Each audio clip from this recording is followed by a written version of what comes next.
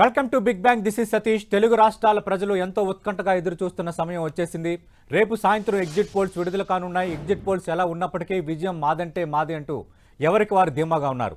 June 9న సీఎంగా జగన్ ప్రమాణ స్వీకారం ఖాయమని వైసీపీ అంటుంటే, మరోవైపు వైసీపీకి 35 సీట్లు కూడా రావని టీడీపీ కౌంటర్ ఇస్తోంది. మళ్ళీ మేమే వస్తున్నామంటూ సీఎం జగన్ తాజాగా ట్వీట్ చేయగా, సర్వేలన్నీ తమకే అనుకూలమని కూటమి నేతలు జోస్యం చెప్తున్నారు. అసలు ఏపీలో ఏం జరగబోతోంది, ఏపీ ఎటువైపు, ఇదంశంపై వాళ్ళ బిగ్ బ్యాంగ్ డిబేట్లో మాట్లాడబోతున్నాం. చర్చలో పాల్గొంటున్నారు ప్రముఖ విశ్లేషకులు తెలకపల్లి రవి గారు, అలాగే మరో విశ్లేషకులు పెంటపాటి పుల్లారావు గారు ఢిల్లీ నుంచి లైవ్లో పాల్గొంటున్నారు. తెలకపల్లి రవి గారు, నమస్తే సార్. నమస్తే సతీష్. పుల్లారావుకి కూడా నమస్తే సార్. నమస్కారం అండి సార్, రవి గారు, మనం చూస్తున్నాము ఎప్పుడూ లేని ఒక రకమైన ఉత్కంఠ, ఒక రకమైన అన్సర్టినిటీ ఆంధ్రప్రదేశ్ ఫలితాలపై కనిపిస్తోంది. గత ఎన్నికల్లో కానీ, అటు తెలంగాణలో కానీ, అలాగే రాష్ట్ర విభజన జరిగిన తర్వాత కూడా ఎప్పుడు ఎవరు రాబోతున్నారనేది ఒక నెల రోజుల ముందు ఒక స్పష్టత వచ్చేసింది. లేదంటే పోలింగ్ జరిగిన ఒక 2-3 రోజుల్లోనే ఒక స్పష్టత వచ్చేసింది. కానీ ఇంకా ఆంధ్రప్రదేశ్లో ఒక రకమైన అనిశ్చితి కొనసాగుతూనే ఉంది. మేమే వస్తున్నామని ముఖ్యమంత్రి వైఎస్ జగన్మోహన్ రెడ్డి అంటున్నారు. సర్వేలన్నీ మాకు అనుకూలంగా ఉన్నాయని కూటమి నేతలు చెప్తున్న వాతావరణం, వీటిపై మీ స్పందన ఏంటి? నేను చాలా కాలం నుంచి ఎన్నికలు చూస్తున్నా. ముందు విద్యార్థిగా ఉన్నప్పటి నుంచి ఇప్పటి వరకు జర్నలిస్ట్ గా కూడా సార్ ఎప్పుడు ఇలాగే ఉంటుంది సతీష్. సార్ ఇదేమి పెద్ద అసాధారణమైన విషయం కాదు. కాకపోతే ఈసారి ఒక శిబిరం మౌనం ఎక్కువగా పాటించడం వల్ల ఈ పరిస్థితి ఒకటి వస్తుంది. గతసారి మీతో నేను కూర్చున్నప్పుడు చంద్రబాబు మౌనం అదే అనుమానం అన్నటువంటిది దాదాపు ఒక థీమ్ లాగా ఈ 10 రోజులు అదే నడిచింది. అవును సార్. సో ఇప్పుడు ఆయన వచ్చాడు. ఇప్పుడు మీరు అంటున్నారు 35 వస్తాయి అన్నారని. ఆయన మీతో, నాతో, మీడియాతో అనలేదు, తన వాళ్ళతో అన్నాడని వాళ్ళు అంటే మనం తెలుసుకుంటున్నాం. అవును. కాబట్టి బహుశా ఇద్దరు మిగిలిన కూటమి నాయకులతో కూర్చునే వరకు చంద్రబాబు నాయుడు మీడియాతో ఏమీ ఇంటరాక్ట్ కానీ, కనీసం ఒక స్టేట్మెంట్ కానీ వాళ్ళు ఏమీ చేయలేదు. రెండోది, జగన్మోహన్ రెడ్డి ఏమో లండన్ నుంచి ఒక ట్వీట్ పంపించి ముందుగానే నేను మళ్ళీ ప్రమాణ స్వీకారం చేస్తానని చెప్తున్నారు. ఆయన చెప్తున్నారు కాబట్టి అదే నిజమవుతుందని, ఈయన చెప్పలేదు కాబట్టి వీళ్ళు అని నేనే కామెంట్ చేయడం లేదు.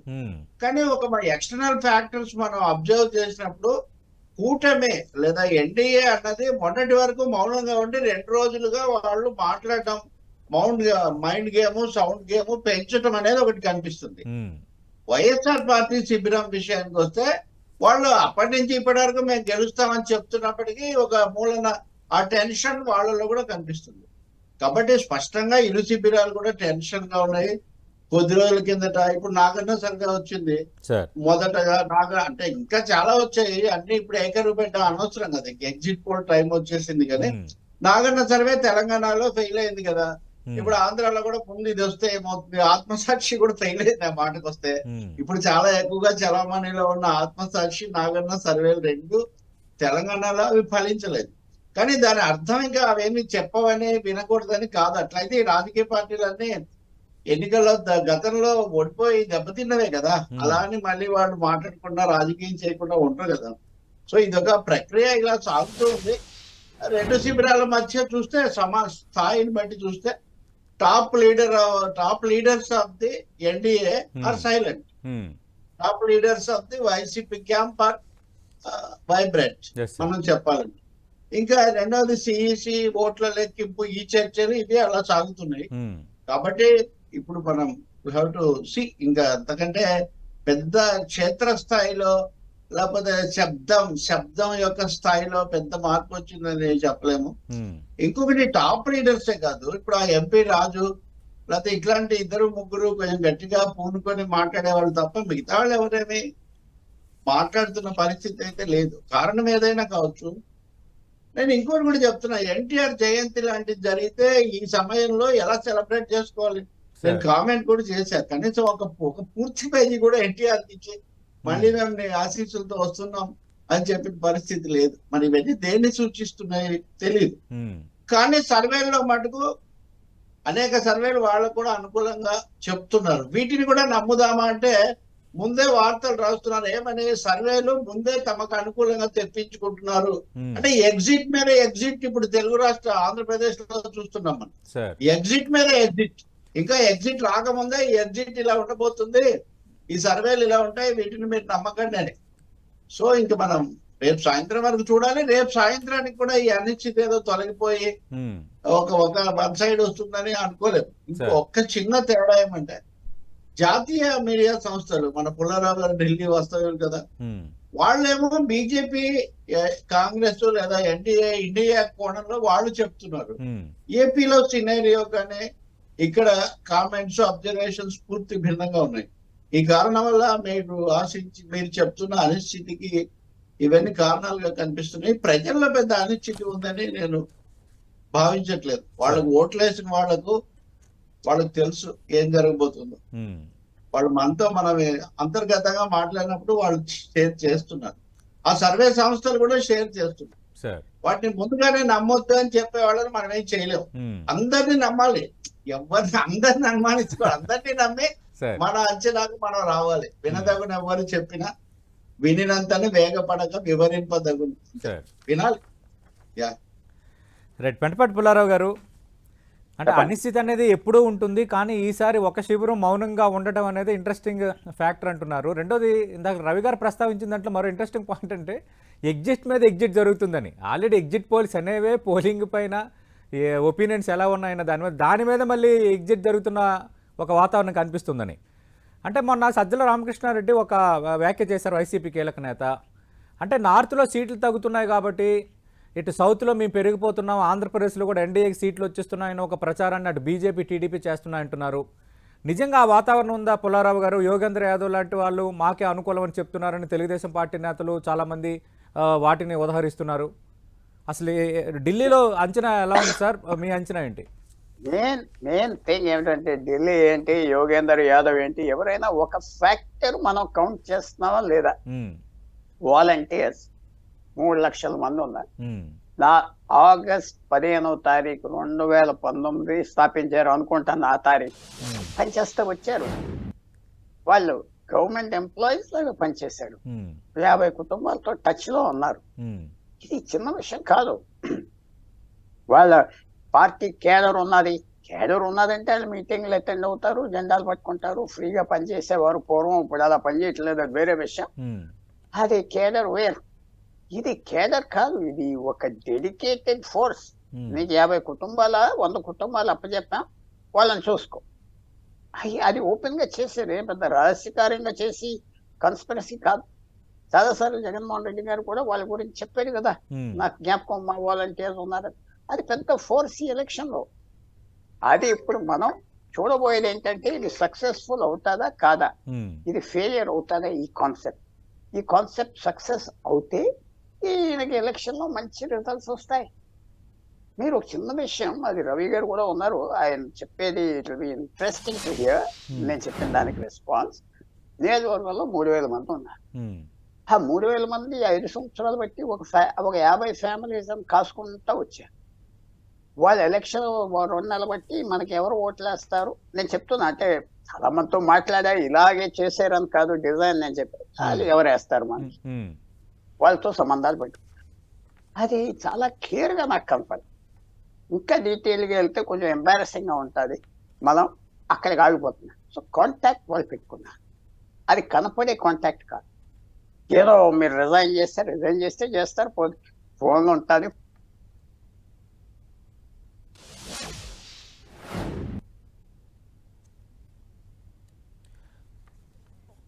సార్ ఆడియో మ్యూట్ అయింది సార్, ఒకసారి చెక్ చేయండి సార్.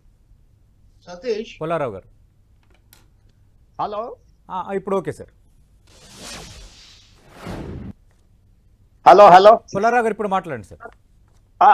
ఇప్పుడు మెయిన్ థింగ్ ఏమిటంటే ఇది చాలా పెద్ద ఫోర్స్. నార్త్ ఇండియాలో యోగేందర్ యాదవ్ ఎంత తెలియదు, ఎవరికి ఇంత దూరం వెళ్ళలేదు. నా వ్యూ ఎప్పుడు నుంచి ఏంటంటే వైఎస్ఆర్సీపీకి పెద్ద కేడర్ ఉన్నది, అవి ఉన్నది, దాంట్లో ఈ ఫోర్స్ ఉన్నది. ఇది ఎంతవరకు పనిచేశారు, ఎలా పనిచేశారు, ఎలక్షన్ అయిపోయింది, వాళ్ళు ఫీడ్బ్యాక్ ఇస్తారు కదా, అది అందరిని పిలిచి నీకు ఎంతమంది వేశారు, మనం ఏమి ఇచ్చాం, ఎంత జరిగినాయి కదా, ఎదురుగా జరిగినాయి, పెద్ద రహస్యాలు కాదు.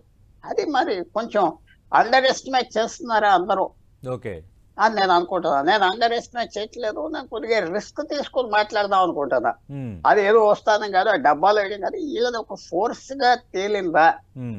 మన రేవంత్ రెడ్డి ఏమన్నాడు, ఈ సక్సెస్ మీద ఇది సక్సెస్ అవుతే నేను వాలంటీర్స్ పెట్టేస్తా తెలంగాణలో 5 లక్షల మంది 3 లక్షలు అది జీతం కాదు 5,000 రూపాయలు వాళ్ళకి ఒక వాలంటీరు ఆ వీధిలో ఒక మైండర్ అంటే ఏంటో తెలుసు కదా రవి గారికి మీకు చైనీస్ కమ్యూనిస్ట్ చైనాలో మైండర్ ఉంటాడు పోలీసుడు పాడు ఉన్నాడు ఆ వీధంతా ఒక చూసుకుంటాడు నోట్ చేస్తాడు ఆ వీధి వాళ్ళకు చాలా ఇన్ఫ్లుయెన్స్ ఉంటుంది మంచి ఇన్ఫ్లుయెన్స్ అందాం చెడ్డ అనొద్దు అంటే ఇన్ఫ్లుయెన్స్ అంటే పరిచయాలు ఉంటాయి వాళ్ళు రోజు ఇంటరాక్ట్ చేస్తున్నారు వాళ్ళు వచ్చి నాకు ఓటేస్తావా నా పార్టీకి నీకు చేశాను కదా నీకు ఇది ఇస్తాను కదా ఎలక్షన్ లో కూడా మనీ ట్రాన్సాక్షన్స్ అవని కదా అవలేదంటాం ఏంటి నాకేంటి అందువల్ల అది అండర్ ఎస్టిమేట్ చేస్తున్నారా అందరూ నేను అండర్ ఎస్టిమేట్ చేయట్లేదు నా అంచనా ఫెయిల్ అవ్వచ్చు కానీ దాంట్లో జగన్మోహన్ రెడ్డి గారి పార్టీకి అది ఒక పెద్ద యాసెట్ అది ఇంత యాసెట్ అని చంద్రబాబు నాయుడు గారు ఆలోచించలేదు తప్పకుండా ఎందుకంటే ఇది కొంచెం కేర్ఫుల్ చూడండి వాళ్ళ రోల్ 3 లక్షల మంది ఉన్నారు వాళ్ళకి రోల్ లేదా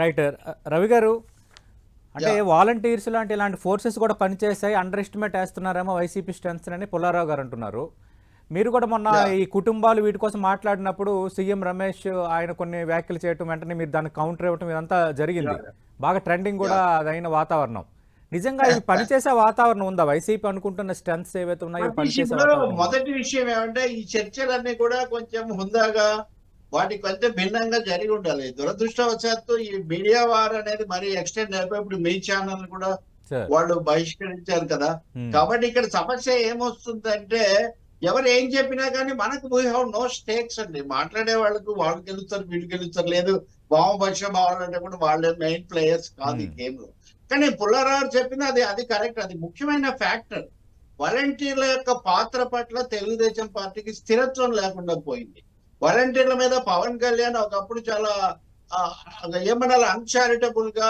ఆయన కామెంట్స్ చేశారు తర్వాత దాని నుంచి ఆయన వెనక్కి వెళ్ళలేకపోయారు చంద్రబాబు నాయుడు సర్దుబాటు చేసుకోవడానికి ప్రయత్నించి రకరకాలుగా చేశారు ఈ వాలంటీర్స్ అనే వాళ్ళను జగన్మోహన్ రెడ్డిని సైకో అనండి ఇంకోటి అనండి ఆయన కార్పొరేట్ డెలివరీ మెకానిజం లాగా కింద దాకా పెట్టి మనకి ఎట్లా అయితే జెప్టోలు లేకపోతే ఇంకొక జొమాటోలు వస్తున్నాయో ఆ పద్ధతిలో వాళ్ళ ద్వారా డెలివరీ చేశాడు వీళ్ళు చేసిన డెలివరీ చూశారు కానీ వాళ్ళ ద్వారా జరిగే డెలివరీ చూడలేదు ఇందులో ఇదేమి చట్ట విరుద్ధమైంది కాదు పైగా ఎన్నికల కమిషన్ తీసుకున్న ఒక నిర్ణయం వాళ్ళు దీనికి దూరంగా ఉండాలి అనడం ద్వారా వాళ్ళకి స్వేచ్ఛ కలిగింది వాళ్ళ ఇష్టం ప్రకారం చేశారు దొరుకుతున్నటువంటి వస్తున్న సమాచారం ప్రకారం మధ్యాహ్నం తర్వాత పోలింగ్ పెరిగింది అంటే ఇక్కడ ఏజెంట్ గా ఉండి రిలీవ్ అయిపోతున్న వాడు చీటీ రాసి ఎవరెవరు రావట్లేదు అనేది చెప్తే ఈ బీడీ వాలంటీర్లో పెద్ద ఫోర్స్ గా ఉండి వాళ్ళందరినీ తెచ్చి ఓటు వేయించినటువంటి ఒక ప్రక్రియ ఉంది ఇప్పుడు నేను ఇది వరకు వాళ్ళ బయట కనిపిస్తున్న చిహ్నాల గురించి చెప్పాను కానీ అంతర్గతంగా చెప్పాలంటే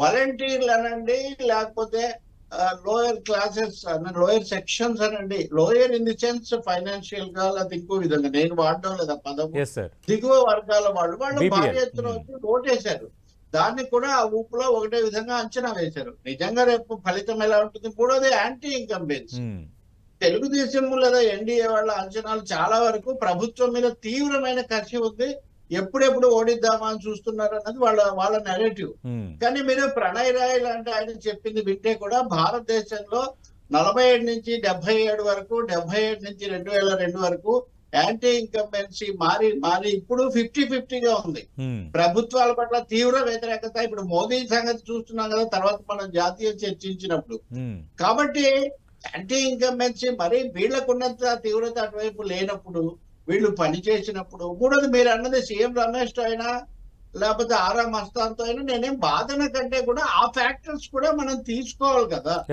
ఉద్యోగుల్లో తీవ్ర వ్యతిరేకత ఉంది నాకు ఉద్యోగ సంఘాలు వాళ్ళందరూ మిత్రులు కానీ అదే సమయంలో వాళ్ళ మీద కూడా ఒక 40% 30% ఆ ఫ్యాక్టర్ కూడా మనం తీసుకోవాలి కదా అని చెప్పాను అది నేను ఇప్పటికీ చెప్తున్నాను ఆ విషయం అందుకనే ఇప్పుడు దిగువ వర్గాలు ఆ తర్వాత లబ్ధిదారులు మూడవది సోషల్ క్లాసెస్ ఇవన్నీ ఇటుంటే అటువైపు ప్రధానంగా పట్టణ ప్రాంతాలు ఉద్యోగ మధ్యతరగతి వర్గాలు వ్యాపార వర్గాలు ఉన్నాయి సో ఓట్ పర్సెంటేజ్ ఇవన్నీ చూసినప్పుడు ఒక 6% ఓట్ తేడా ఉంది ఇద్దరు ఇందులో 3 పాయింట్ ఎవరు తెచ్చుకుంటే వాళ్ళకు ఉంటుంది కానీ ఈ సంకేతాలు మటుకు ఇటున్నాయి దానికి తగినట్టే పోలింగ్ అయిన తర్వాత వీళ్ళు పూర్తి నిశ్శబ్దం పాటించడం ఈ రోజు నుంచి పెంచుతారు, Okay. సందేహం ఏం లేదు. ఓకే. ఇంకా మైండ్ గేమ్ లేదు ఎందుకంటే అంటే రవి గారు దీనిపైన కూడా అంటే వైఎస్ఆర్ కాంగ్రెస్ పార్టీ నేతలు ఓకే ఇంకా ఓటమి భయం పట్టుకుంది, ఓడిపోతున్నామని తెలిసిపోయింది, అందుకే ఫ్రస్ట్రేషన్ గురవుతున్నారు, పదే పదే మీడియా సమావేశాలు పెడుతున్నారు, పదే పదే ఈసీని కలుస్తున్నారు,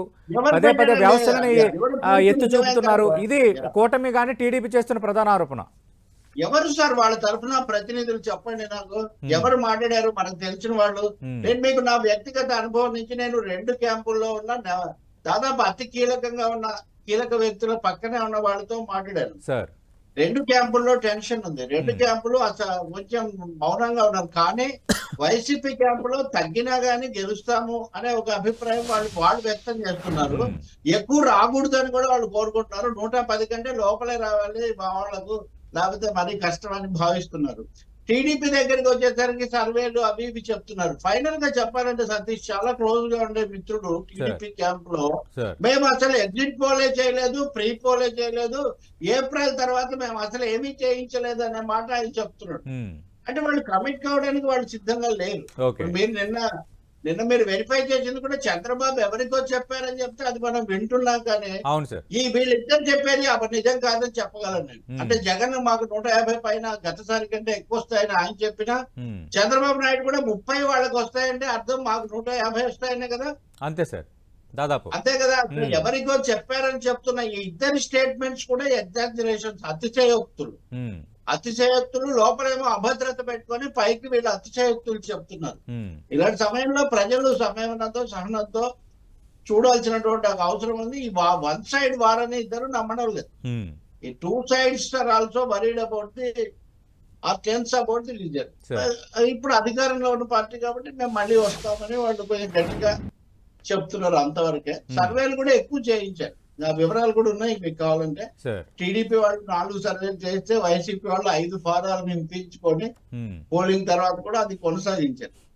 మీరు ఇంకా తర్వాత మైక్రో ఎప్పుడన్నా మనం చేయొచ్చు, కానీ ఇప్పుడు ఇంకా అనవసరం కదా. రేపు ఎగ్జిట్ వచ్చాక మనం దాని మీద ఎగ్జిట్ ఎలా ఉంటుంది అన్నది కూడా సూచనలు చెప్తున్నారు. పెద్దగా ఇప్పుడు చూస్తున్న దానికి భిన్నంగా ఏదో ఉండకపోవచ్చు అని. అందుకనే ఒక విధంగా మన నేషనల్ సంస్థలు, జాతీయ సంస్థలు చెప్పేది, జాతీయ సంస్థలన్నీ పుల్లారావు గారు మాట వింటాయి. అక్కడ ఢిల్లీలో ఉన్న వర్గాల కంటే ఎక్కువగా పనిచేస్తాయి. But we have to wait. Okay, right. Pullarao గారు చెప్పండి. అదే అంటే ఇప్పుడు తెలకపల్లిరావు గారు చాలా ఫ్యాక్టర్స్ చెప్పారు, ఇద్దరు అత్యవ్యక్తిగానే మాట్లాడుతున్నారు అనేది అర్థమవుతుంది అంటున్నారు. కానీ రవి గారు చెప్పినట్టుగా 2 శిబిరాల్లో కూడా ఒక టెన్షన్ ఉంది. బయటికి కొంత గాంభీర్యం ప్రదర్శిస్తున్నా ఏమవుతుందో ఏమో అన్న టెన్షన్ ఈ 2 వర్గాల్లో ఉన్నమాట వాస్తవం. రెండోది, ఏపీ ల్యాండ్ టైటిలింగ్ యాక్ట్ అనేది చాలా డిసైడింగ్ ఫ్యాక్టర్ అయింది లాస్ట్ 7-8 రోజుల్లో.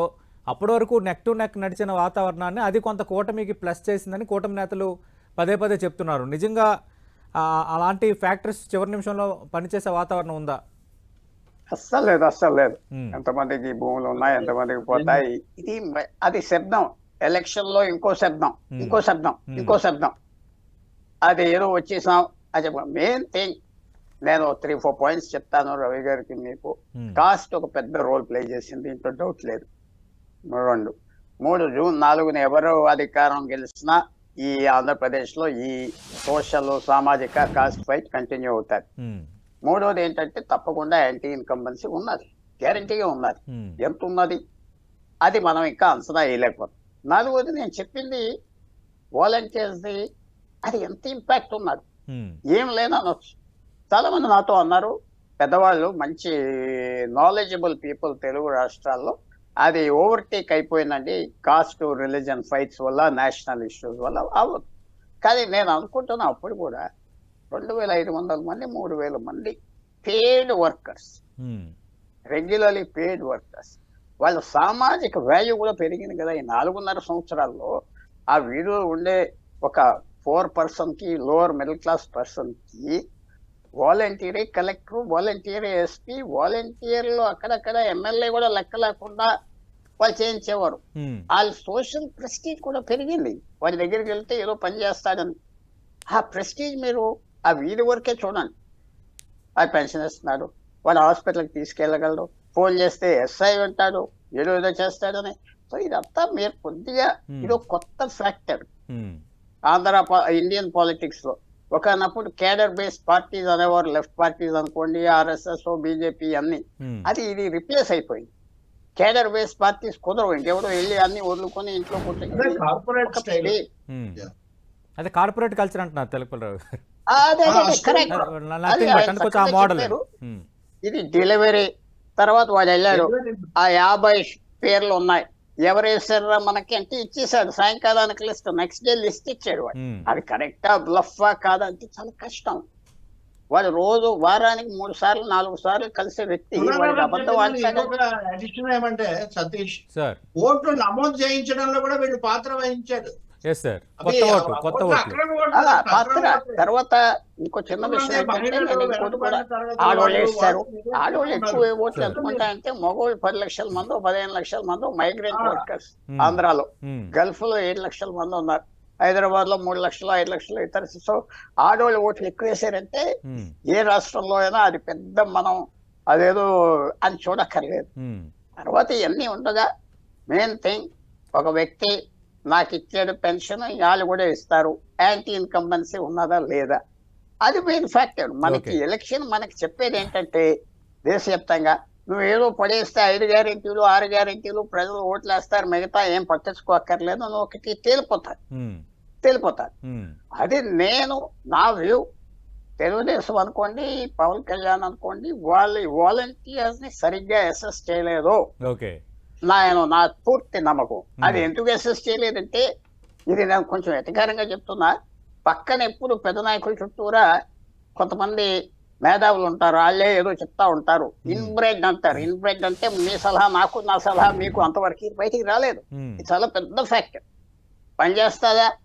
నేను రిస్క్ తీసుకుని చెప్పదలుచుకున్నా. అదే రేపు రవి గారు నన్ను మీరు కొంచెం you can joke at my expense, I think ఇది పెద్ద ఇంపాక్ట్ ఉంటుంది. గెలిచేస్తారా ఓడిపోతారా అని అలా చెప్పను, ఇంపాక్ట్ ఉన్నది. అది అసెస్ చెప్పింది కూడా ఉంది అనే అది ఒక లాస్ట్ సెంటెన్స్ సతీష్ గారు, రవి గారు పర్మిషన్ తో. ఇది ఏంటంటే మనకు చేంజ్ వస్తున్నాం. తెలుగుదేశం, వైఎస్ఆర్సీపీ సాంప్రదాయ నాయకులు ఉన్నారు. ఎవడో ఎమ్మెల్యే, వాడి కొడుకు, వాడి బిజినెస్, వాడి కోటీశ్వరుడు, రియల్ ఎస్టేట్ వాడు, కాలేజ్ వాడు, 30 సంవత్సరాలు బట్టి బాగా మేసి ప్యాస్చర్ తిన్న వాళ్ళు ఉన్నారు. కొత్త వాళ్ళు, కొత్త పొలిటికల్ ఆపర్చునిటీలు, కొత్త ఆపర్చునిటీ. బీజేపీ ఉదాహరణ తెలంగాణలో ఎంతో పెరిగిందంటే ఖాళీలు ఉన్నాయి, బీఆర్ఎస్ లో ఖాళీ లేదు, కాంగ్రెస్ లో. సో వీళ్ళు కూడా ఒక పొలిటికల్ ఫోర్స్ అవ్వారు. వాళ్ళు ఎలాగ ఆలోచించారు? వాళ్ళు 5,000 రూపాయలు జీతం చాలా, నాకు అది ఎక్కడ కూడా కాస్ట్ ప్లే చేస్తాయి. కాస్ట్ ప్లే చేసిందా? ఏం ఫోర్సెస్ పనిచేసినాయి? తప్పకుండా ఇంపాక్ట్ ఉన్నది. అది నాకు పూర్తి నమ్మకం. రైట్ సార్, డిబేట్ ముగించే ముందు తెలకపల్లి రవి గారు, అంటే ఈ విధంగా ఒత్తిడికి గురవుతున్న వాళ్ళకి, ఈ బెట్టింగ్లతో లక్షలు పోస్తున్న వాళ్ళకి, వీళ్ళందరికీ మీరు ఏదో సీనియర్ అనలిస్ట్గా, సీనియర్ ఎడిటర్గా మీరు ఇచ్చే సజెషన్ ఏంటి సార్? సార్, ఈ పార్టీలు చెప్పుకునే ఇందాక అన్నట్టుగా కోస్తారు, అతిశయోక్తులని మంచి మాట వాడాను, లేకపోతే కాపాడుకోవడానికి ఏం చెప్తారు, వాటిని నమ్మి మీరు పెట్టుకోకండి. జాతీయ స్థాయిలో కూడా 8-9 లక్షల కోట్లు బెట్టింగులు పెడుతున్నారు సట్టా బజార్లో. నీకు చాలా పొరపాటు. 3 ఫ్యాక్టర్స్ అయితే నిర్ణయించబోతున్నాయి. ఒకటి, రీజనల్ గా రాయలసీమ క్లియర్ గా ఉంది, గోదావరి జిల్లాలు క్లియర్ గా ఉన్నాయి. ఆ కృష్ణా డెల్టాలో బహుశా తీవ్ర పోరాటం, కృష్ణా డెల్టాలో వచ్చే బలాబలాలు ఈసారి నిర్ణయించే అవకాశం చాలా ఎక్కువగా ఉంటుంది. అక్కడ ఎక్కువ ఇవన్నీ కూడా పెంచుతున్నారు కథలు. ఉత్తరాంధ్రలో ఒప్పుకుంటున్నారు, అవతరాలకు కూడా మార్జిన్ ఇస్తున్నారు. కాబట్టి రీజనల్ ఫ్యాక్టర్ ఒకటి. మూడోది రిలీజియన్ ఫ్యాక్టర్ ఒకటి. బీజేపీతో పెట్టుకున్నప్పుడు ఇది నెగిటివ్ అని చాలా ప్రచారం చేసిన వాళ్ళు, తర్వాత అది సైలెంట్ అయిపోయింది. అంటే ఎక్కడికి పోయింది ఆ పాయింట్? అదృష్టం అయిపోయిందా? సోషల్ ఇంజనీరింగ్ అన్నప్పుడు జనసేన, పవన్ కళ్యాణ్ దాన్ని ఎక్కువ మాట్లాడారు. కానీ జగన్మోహన్ రెడ్డి అభ్యర్థులను మార్చడానికి ముందు నుంచి బీసీలు వాళ్ళందరినీ పెడుతూ వచ్చిన ఒక ఎఫెక్ట్ ఉంది. కాబట్టి సోషల్ ఇంజనీరింగ్ అనేది రెండు వైపులా వాళ్ళ పద్ధతిలో వాళ్ళు చేశారు.